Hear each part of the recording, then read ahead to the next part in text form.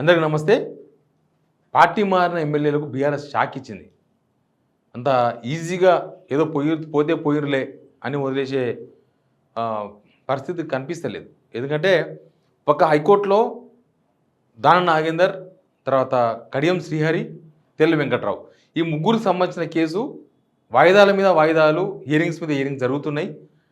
ఇప్పటికే దాదాపు నెల రోజుల వ్యవధిలో దాదాపు 9 హియరింగ్స్ అయిపోయినాయి. బహుశా ఫైనల్కి వచ్చింది హైకోర్టులో. ఇక ఇయ్యాలనో రేపో అన్నట్టుంది అది. బహుశా హైకోర్టులో ఒకవేళ వీళ్ళకి అనుకూలంగా వస్తేనేమో అయిపోతుంది. కానీ హైకోర్టు సుప్రీంకోర్టు విషయాలను ప్రస్తావిస్తుంది. సుప్రీంకోర్టులో అసలు దీని మీద ఆ టైం బాండ్ ఉంది కదా, 90 రోజుల టైం బాండ్. ఆ 90 రోజుల టైం బాండ్ మీద సుప్రీంకోర్టు నుంచి ఒక విధి విధానాలు తీసుకుంటే బాగుంటుండేది, మీరు సుప్రీంకోర్టు అయినా బాగుండేది, ఇట్లాంటి కామెంట్స్ హైకోర్టు నుంచి వచ్చినాయి వీళ్ళకు. అయితే ఈ ముగ్గురు కేసు నడుస్తూ ఉంది. ఫైనల్ హియరింగ్కి వచ్చింది. అందరి వాదనలు అయిపోయినాయి. ఇంకా ఫైనల్గా ఒకే ఒక అవకాశం ఏమని అడ్వకేట్ జనరల్ గవర్నమెంట్కి వెళ్ళి లాస్ట్ హియరింగ్లో అడిగినారు. అది ఈరోజు హియరింగ్ నడుస్తుంది. బహుశా అదేదో తేలిపోతుంది. కానీ ఇప్పుడు ఢిల్లీలో యాక్టివిటీ స్టార్ట్ చేసింది బీఆర్ఎస్. కేటీఆర్ ఢిల్లీలో ఉన్నారు, హరీష్ రావు ఢిల్లీలో ఉన్నారు, మాజీ మంత్రి జగదీష్ రెడ్డి ఢిల్లీలో ఉన్నారు, ఇంకా కొద్దిమంది ఢిల్లీలో ఉన్నారు. వాళ్ళంతా ఢిల్లీలో ఏం చేస్తున్నారు? గంగల కమలాకర్ కూడా ఢిల్లీలో ఉన్నాడు. వాళ్ళంతా అక్కడ ఢిల్లీలో ఒక సీనియర్ సుప్రీంకోర్టు అడ్వకేట్తో చర్చలు జరిపారు. సుప్రీంకోర్టు అడ్వకేట్తో, అది కూడా ఇట్లాంటివి ఈ పార్లమెంటరీ వ్యవహారాలలో చాలా సీనియర్ అడ్వకేట్ ఆయనతో చర్చలు జరిపారు. ఆయనతో చర్చలు జరిపి ఇప్పుడు ముగ్గురి ఇష్యూ హైకోర్టులో ఫైనల్కి వచ్చింది. ముగ్గురు ఇష్యూ హైకోర్టులో ముగ్గురు ఇష్యూ ఉంది. ఇప్పుడు సుప్రీంకోర్టులో మిగతా 7 మంది మీద పిటిషన్ అయిపోతున్నారు. 7 మంది మీద పిటిషన్ అయిపోతున్నారు సుప్రీంకోర్టులో. ఎందుకు అయిపోతున్నారంటే ఆల్రెడీ ఈ ముగ్గురిదేమో హైకోర్టులో తేలిపోతుంది ఏదో ఒకటి, హైకోర్టులో ఏదో ఒకటి తేలిన తర్వాత సుప్రీంకోర్టుకు పోవచ్చు, అప్పుడు ఈజీ అయిపోతుంది అనేది ఒకటి ఉంది. ఇంకోటి ఏంటంటే ఈ 7 మంది పై కూడా ఈజీగా పిటిషన్ వేసుకోవచ్చు. అంతలోపు ఈ పిటిషన్ రిజిస్టర్ అయ్యి విచారణకు వచ్చే లోపల ఈ ముగ్గురిది వ్యవహారం తేలిపోతుంది. కాబట్టి ఇంకా 7 మంది విషయంలో సుప్రీంకోర్టు ఆబ్జెక్షన్ ఉండదు, మళ్ళీ మీరు హైకోర్టుకు పోయిరండి అన్న ఆబ్జెక్షన్ ఉండదు అనేది వాళ్ళకున్న లీగల్ ఒపీనియన్స్.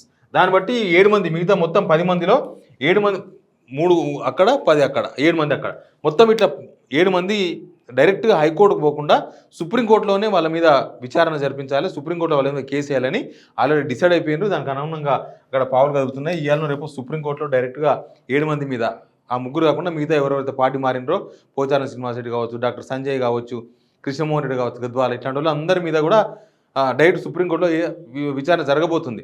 వాళ్ళకు ఇంతకుముందు నేను చాలాసార్లు చెప్పిన, మణిపూర్లో జరిగిన ఒక ఇష్యూ ప్లస్ మహారాష్ట్ర ఎమ్మెల్యేల విషయంలో జరిగిన ఇష్యూ, ఇవన్నీ చూసిన తర్వాత ఎమ్మెల్యేల మీద అనర్హత వేటు విషయంలో ఖచ్చితంగా సుప్రీంకోర్టులో పాజిటివ్ ఉంటుంది అనేది వీళ్ళ నమ్మకంగా కనిపిస్తుంది. దానికి అనుగుణంగానే మొత్తం మ్యాప్ ఇంత రెడీ చేసుకున్నారు. వీళ్ళు చేరినప్పుడే చాలా తప్పుగా చేరినారు. వీళ్ళు చేరినప్పుడు 26 మంది ఒకేసారి జమ అయి చేరితేనేమో ఈ లొల్లంతా ఉండేది కాదు. అదంతా 2/3 అనే ఒక కోటాల వెళ్ళిపోయేది. కానీ వీళ్ళు ఎవరికి వాళ్ళు ఇండివిజువల్గా చేరినరు.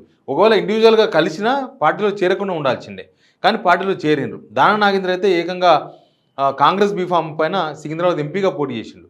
కాబట్టి ఇక అదైతే పీక్కోలేని ఇష్యూ. దానం నాగేందర్ పీకల్లోతో మునిగిపోయిండు, దానిలో మొత్తం మునిగిపోయిండు. దానిలో ఎవ్వరూ దానం నాగేందర్ కాపాడలేడు. అట్లాంటి సిచ్యువేషన్ ప్రస్తుతం కనిపిస్తుంది. హైకోర్టులో ఇవాళ తేలిపోతే సుప్రీంకోర్టులో చాలా తొందరగా దిగే కేసు ఎవరిదంటే దానం నాగేందర్ కేసు లాగానే మనకు కనిపిస్తుంది. ముఖ్యంగా ఒక ఫస్ట్ ఉప ఎన్నిక రాబోతుంది ఖైరతాబాద్ అనేదే రాజకీయ వర్గాల్లో కూడా బాగా చర్చనీయాంశంగా ఉంది. ఢిల్లీలో జరుగుతున్న హడావిడి చూస్తుంటే మాత్రం ఈ ఎమ్మెల్యేలకు అందరికీ లబ్డబ్ అని కొట్టుకుంటుంది గుండె, 3+7. ఎందుకంటే వీళ్ళంత ఈజీగా వదిలేయలేదు. అంతకుముందు కాంగ్రెస్కి వెళ్ళి బీఆర్ఎస్కి వచ్చిన ఎమ్మెల్యేల వ్యవహారం కూడా ఉంది. అప్పుడేమైందంటే 2/3 ఫార్ములా ఒకటి ఉన్నది. అందుకే కాంగ్రెస్ సీరియస్గా పనిచేయలేకపోయింది. సీరియస్గా దానిపైన సుప్రీంకోర్టు దాకా పోగలిగింది. కానీ అక్కడున్న సీనియర్ అడ్వకేట్స్ ఈ 2/3 అని రాజ్యాంగంలో ఉన్న నిబంధన ఒకటి ఉంది కదా, ఆ నిబంధన పాస్ అవుతుంది. ఆ నిబంధన పాస్ అయినప్పుడు మన పిటిషన్లు కొట్టేస్తారని చెప్పి అక్కడి నుంచి వచ్చిన సమాచారంతో కొంత వెనక ముందు అయినరు. కానీ వీళ్ళు ఏం చేస్తున్నారంటే 26 మంది చేరికకు ముందే, 26 మంది చేరే లోపే వీళ్ళ మీద డిస్క్వాలిఫికేషన్ చేయించాలని వీళ్ళ ప్లాన్ లాగా కనిపిస్తుంది. ఇంకోటి ఏంటంటే ఈ మధ్య అసెంబ్లీలో జరిగిన పరిణామాలు, రేవంత్ రెడ్డి వ్యవహరించిన తీరు, తర్వాత ఇదంతా చూసిన తర్వాత ఈ 26 మంది ఎమ్మెల్యేలు కాదు, ఈ 10 మంది దాటిన తర్వాత నెక్స్ట్ ఎమ్మెల్యే అసలు చేరే వాళ్ళు ఉన్నారా లేదా, బీఆర్ఎస్ నుంచి చేరే అవకాశాలు ఉన్నాయా, ఇప్పుడు ఇంత జరిగిన తర్వాత కూడా చేరుతారా అనేది ఒక పెద్ద $1 మిలియన్ క్వశ్చన్ లాగా మారిపోయింది. అంతకుముందు కాంగ్రెస్ వైపు చూసిన వాళ్ళు, కాంగ్రెస్‌లో చేరుతారు ప్రచారం వాళ్ళంతా కొంత సైలెంట్‌గా దూరంగా ఉంటున్నారు. కాంగ్రెస్ సైడ్ వనికే ఇష్టపడతలేరు. ముఖ్యంగా ఈ దానం నాగేందర్ ఇష్యూ ఇవన్నీ తేలుతదనేది ఇవన్నీ కూడా ఖచ్చితంగా కొట్టేస్తారనేది వాళ్ళు కూడా అనుకుంటున్నారు. బీఆర్ఎస్‌లో ఉన్న ఎమ్మెల్యేలు ఎవరైతే కాంగ్రెస్‌లో పోదాం అనుకుంటున్నారో, మొన్న పోదాం అనుకున్నారో వాళ్ళు కూడా ఈ ఇష్యూ చూసిన తర్వాత, ఈ సీరియస్‌నెస్ చూసిన తర్వాత అమ్మో! పోతే అనవసరంగా మనకు కూడా ఇట్లాంటి వ్యవహారమే జరుగుతది. 26 మంది పోవడం అయితే అసాధ్యం ఇది. అనవసరంగా దానిలో ఇరుక్కోవడం ఎందుకు? చూద్దామని చెప్పి వాళ్ళందరూ కూడా ఆగిపోయిర్రు. అందుకే ఇప్పుడు ఏం చేసింది బీఆర్ఎస్ అంటే వీళ్ళ మీద వేటు వేయించే ప్రయత్నాలను ముమ్మరం చేసింది. అందుకే సుప్రీంకోర్టు సీనియర్ అడ్వకేట్‌ను ఢిల్లీలో పోయి ఎప్పుడు పోయిర్రు వీళ్ళు? మొన్న శనివారం నాడు సాయంత్రం పోయిర్రు.